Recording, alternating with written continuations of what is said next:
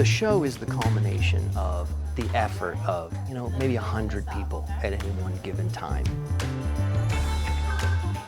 What's magic about community theater is it's never guaranteed that any one of those people knew that they could do that thing before they got here.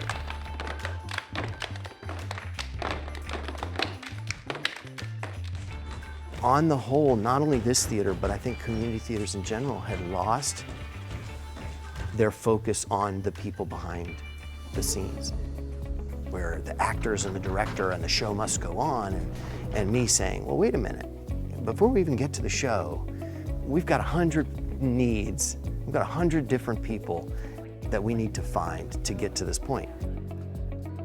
Our board is totally volunteer. Anybody who works on a show here, all volunteer. Being the volunteer coordinator is kind of a really important role because the goal is to make sure our volunteers feel heard, they feel appreciated, they know their value. We literally could not do any of what we do without our volunteers. Taught by a famous historian. You got one more, Bobby. Right. Phil, can I call you Students. Students. One thing we also embrace here is, and I've said it over and over again to my board, is everybody who shows up here is our volunteer. We don't ever say, that person wants to stage manage, but they don't have any experience, so they can't stage manage. That person is not a painter, so they can't paint for us. This show is directed by a brand new director, never directed before. And we didn't say no to that. And then Jakar, this is going to stop center. So when you guys keep going, we focus on what are the resources. We said, now we have a volunteer that wants to fill one of our positions. How do we give them the resources and the support they need to make it happen? Theater is such a unique art form. It's so different from a movie or reading a book or something because it really is experiential. Every time someone comes in and experiences volunteering here for the first time, even if it's a little scary for them to jump in because they're interested in lighting but they've never done lighting before or whatever it is, we have so many people that are here to guide them. I worked in drama class stuff in school, but when I went active duty, I stopped doing anything in theater. Just didn't have time. And one of the things that you do as an engineer, you do a lot of training for fire drills, so you use the smoke machines, all that. Well, when I first got back into theater, the first thing I did was I was working backstage on a production called The Witches, which you've probably seen the movie, right? And they were using smoke machines for all these transitions, and they asked me, hey, do you know anything about these smoke machines? Yeah, I do. So I helped reset the smoke machines so the effects would work properly, and one thing led to another. I started helping backstage, I started helping build sets. Next thing I know, I was auditioning for a little part here, a little part there, and it just kind of steamrolled.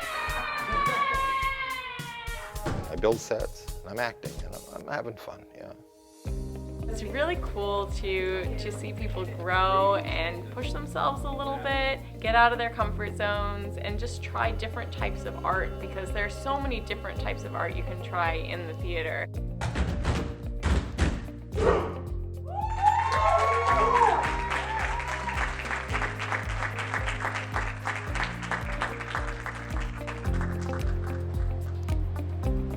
It's such a great way to tap into a creative outlet that maybe you don't know that you have. Like I said, this was my first time ever working in theater, really, and I found that I like to be very creative, but here it's pulled out some different things. Even within me, I've directed now 2 shows, helping just organize and do different things, come up with lots of different ideas for shows and season extras and different things. I think, when you get to be around a group of creative people, it pulls out things in you that maybe you didn't realize were there. Hey, just let me think about it. I'm gonna get one person down there, one person in the middle, and then I'm gonna grab here and we're gonna feed it up here. First time being an artistic director. Here it's easier in the sense that I have more of a support team. We have a mix of people who have experience in the arts and in theater, but then we get a lot of people that just come in and they just want to help and they just think it would be cool and they show up.